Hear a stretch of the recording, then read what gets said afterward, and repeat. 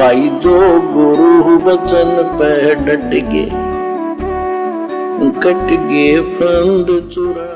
जबकि इतने सुख दिए थे, इतने सुख दिए थे कि हम सोच भी नहीं सकते। आन उपासना कर करके थक चुके थे तो भी लाभ नहीं मिला था।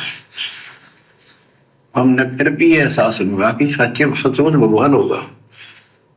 हमने वो जुलाहा और दानक दिखाई दिया था, और हमने गांव धनाना का रामपाल जाट दिखाई दे रहा है, गुरुजी दिखाई दे रहा है।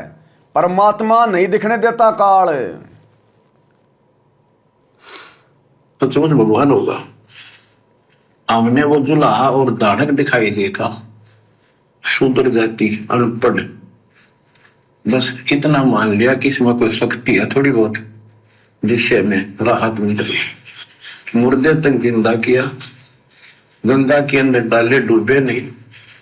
हाथी मारने आया, देखकर भाग गया, भगवान ने शेर रूप दिखा दिया। फिर भी वो विरोधी दुश्मन जनता के झूठे गुरु अफवाह फैला देते थे कि जादू तंत्र जाना है, इसे हाथी बजा दिया। मुद्दे जिले करते सर, जादूगर नहीं कर देता। जादूगर तो वही बकवाद करके हटपट करता है, मार नहीं सकता वो सिर्फ हाथों की सफाई ऐसे करता है।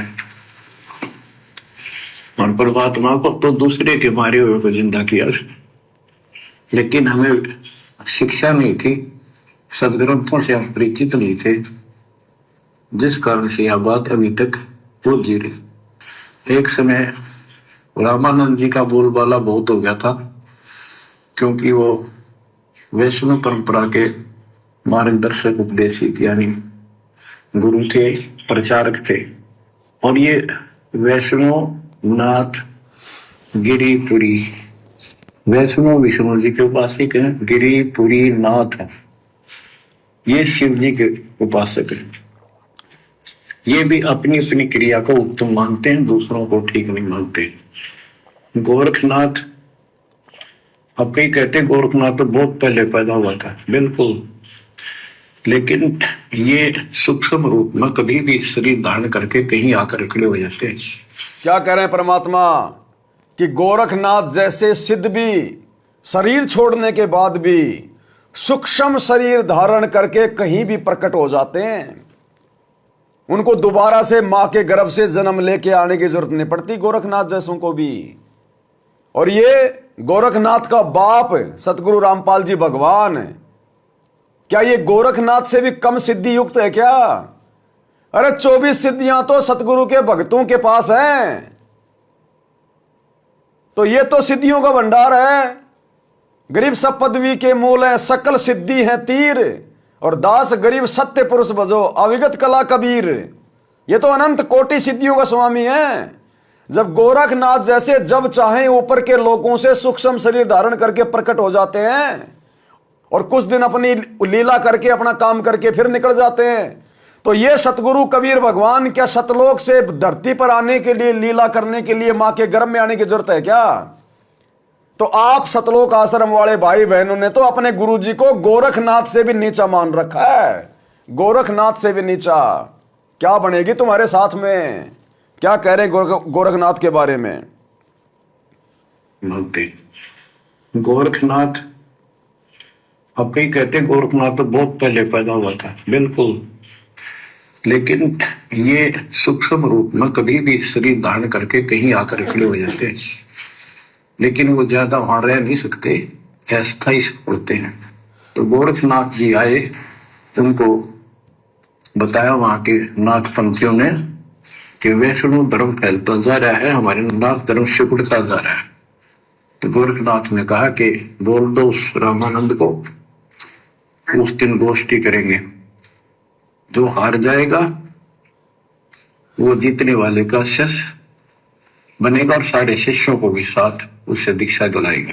तो रामानंद जी को पता था ये सिद्धि दिखाएगा, लोग ताड़ी पीटेंगे, हम हार जाएंगे तो इसको विजयी मान लेंगे, इसलिए वो छुप गए, नहीं जाना चाहते थे।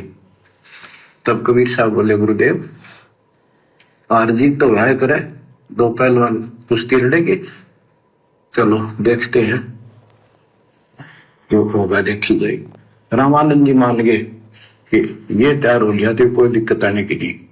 तो उस दिन कोई भी जो रामानंद जी का शिष्य था, उन्होंने अपनी सारा जो दिखावा करते ऊपर का कंठी माला आदि तिलक जो वैष्णव परंपरा का प्रतीक होता है, किसी ने नहीं लगाया, क्योंकि उनको पता था हारेंगे और हमने उनका शिष्य बनना पड़ जाएगा, हमारा पता ना चलेगा कि वैष्णव उपासक है।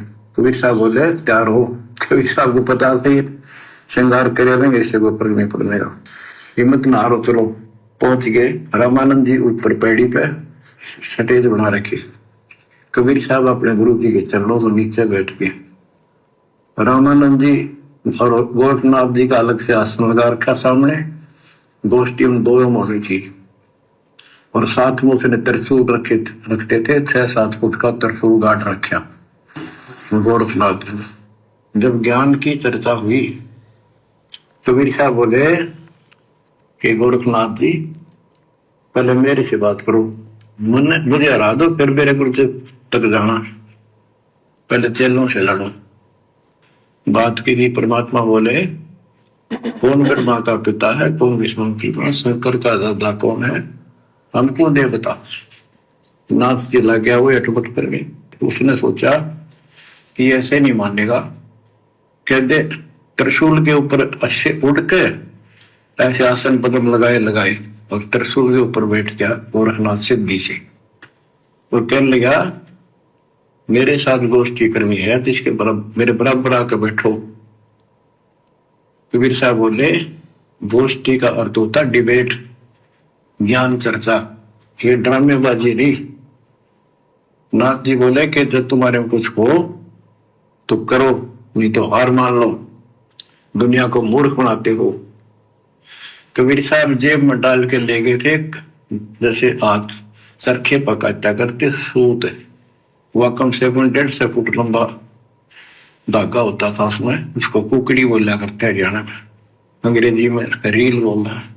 परमात्मा ने जेब से वह कुकड़ी निकाल ली, एक एंड उस धागे का पकड़ा सिरा, आकाश में फेंक दी, वह उधड़ती चलेगी अनबंडल होती हुई, 150 फुट ऊपर जाके अंतिम सिरा हो गया, और वो धागा छोड़ दिया, ऐसे डट गया। परमात्मा वहां से उठे और ऊपर धागे के ऊपरले सिरे बजा के विराजमान हो गए, आसन पद्म लगा के। कबीर साहब बोले गोरखनाथ जी आ जाओ, फिर यहाँ बराबर में बैठो, यहाँ गोष्ठी करेंगे। गोरखनाथ भी पूर्ण सिद्धि से युक्त मान लेता अपने आप को। वहां से उड़ने की कोशिश की, त्रिशूल से थोड़ा सा उठा, फिर जमीन पर गदड़ देशी पड़ गया, जैसे उसका सत निकल गया। आकाश में उड़न की तो बात छोड़, उठन की हिम्मत नहीं रही उसकी। तब समझ गया कि सामान्य संत नहीं, भक्त नहीं। तो बोले नीचे आओ महाराज, आप जीत गए, मार गए। फिर भी मन पापी मानता नहीं, कहने लगे एक परीक्षा और दूंगा। फिर भी वो मन पापी मानता नहीं है, इतने चमत्कार देखने के बाद भी, समर्थ की समर्थता देखने के बाद भी।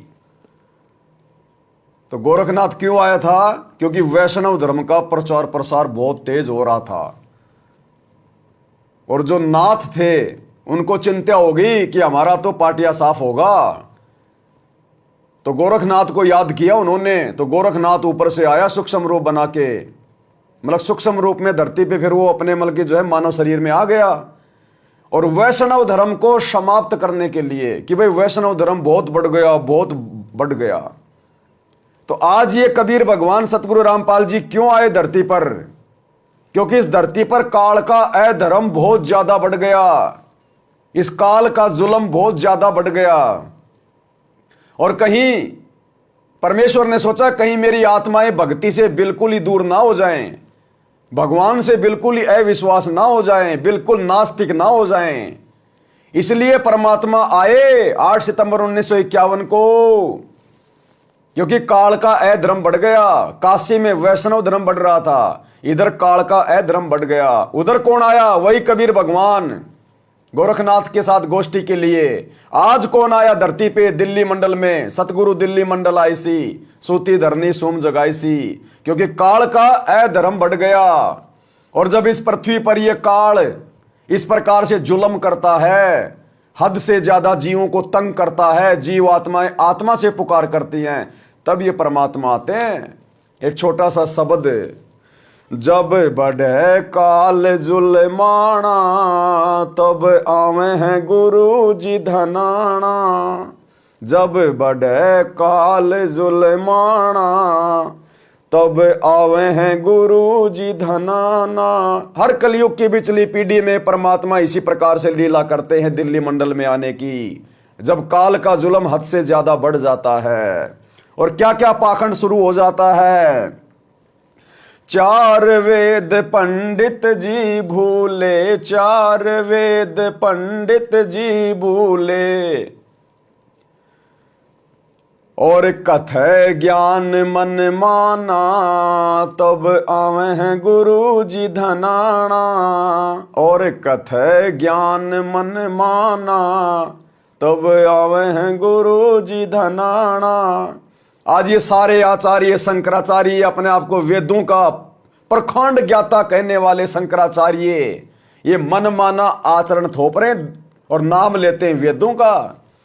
तो कहते हैं चार वेद पंडित जी भूले, और कथे ज्ञान मन माना तब आवे हैं गुरु जी धनाना।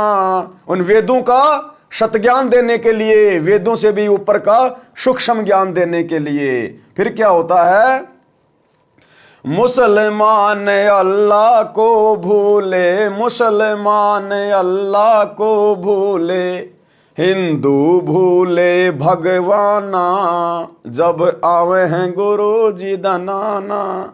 ये मुसलमान तो उस अल्लाह की परिभाषा भूल गए, निराकार मान बैठे, और हिंदू भूले भगवाना, हिंदू भगवान को भूलकर इन पत्थरों को भगवान मान बैठे। इन दोनों धर्मों की बुद्धि को ऑन करने के लिए तब आवे हैं गुरु जी धनाना। जब बढ़े काल जुल्माना तब आवे हैं गुरु जी धनाना।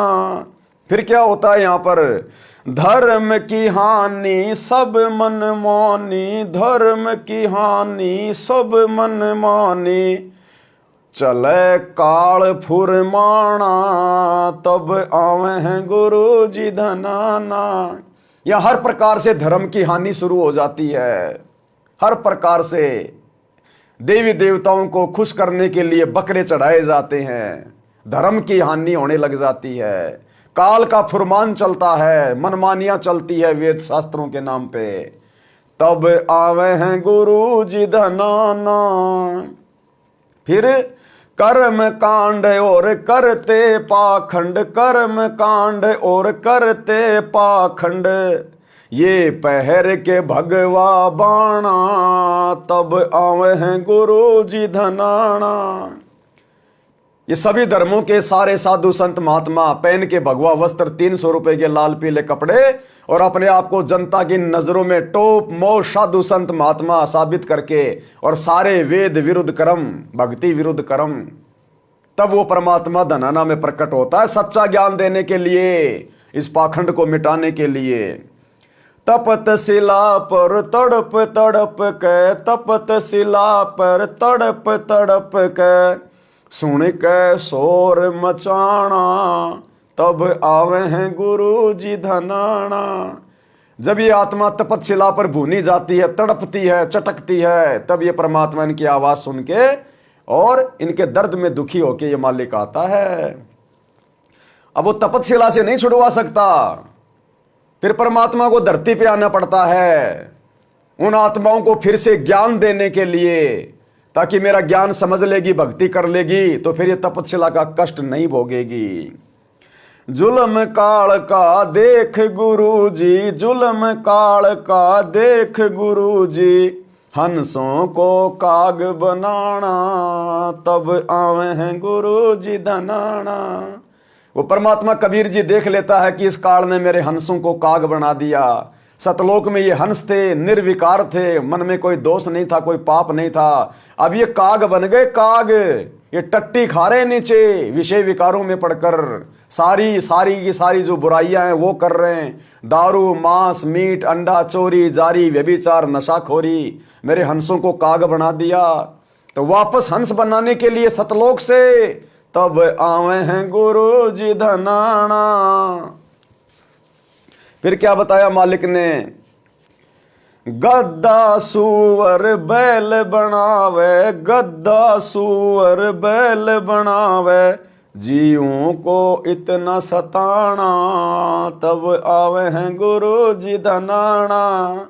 हम जीवात्माओं को गधा, कुत्ता, सुअर 84 लाख में मां कष्ट भोगता हुआ देखकर परमात्मा दयालु दया करके तब आवे हैं गुरु जी धनाना।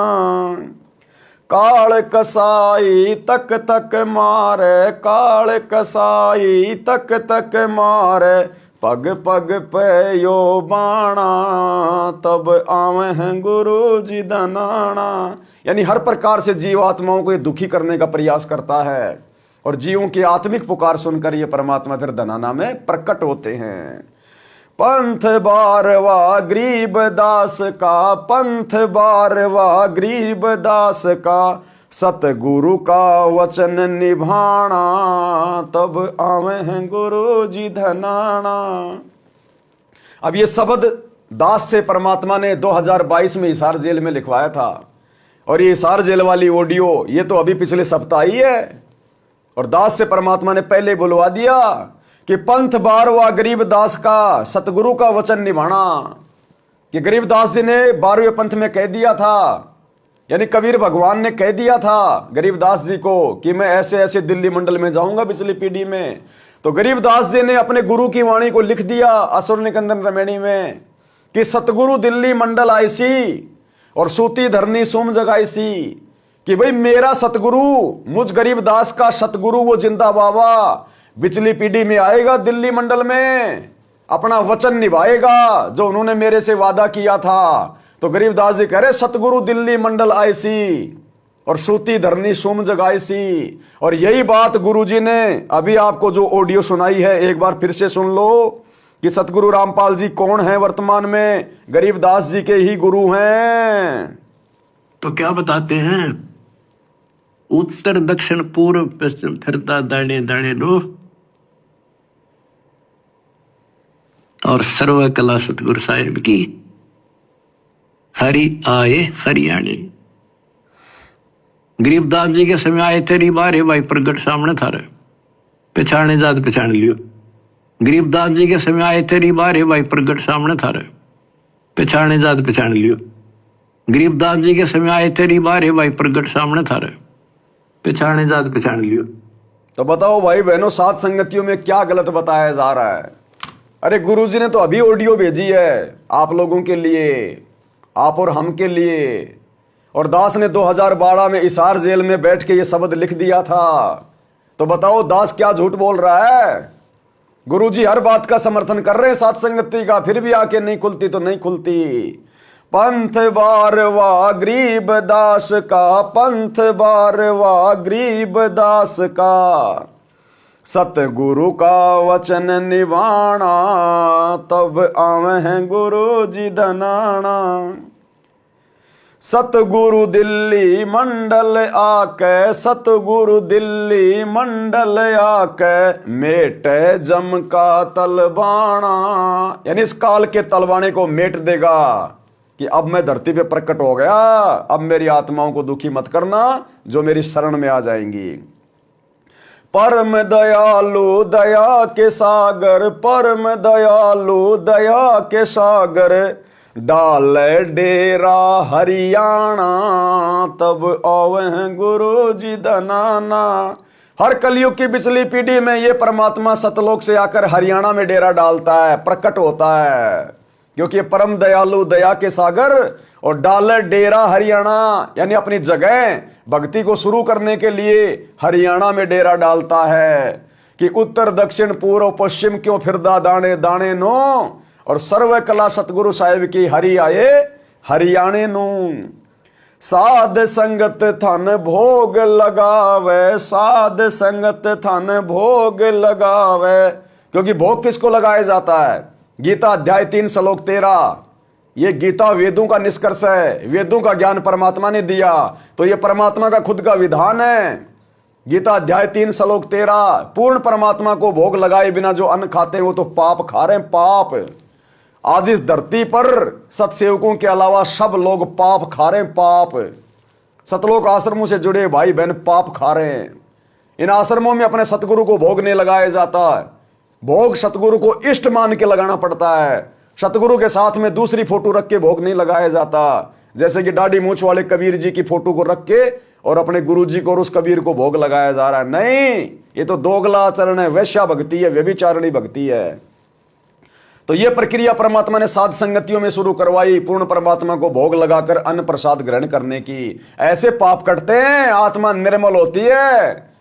ऐसे साध संगत थन भोग लगावे, साध संगत थन भोग लगावे, और दिन रात करे गुण गाना, तब आवे हैं गुरु जी धनाना।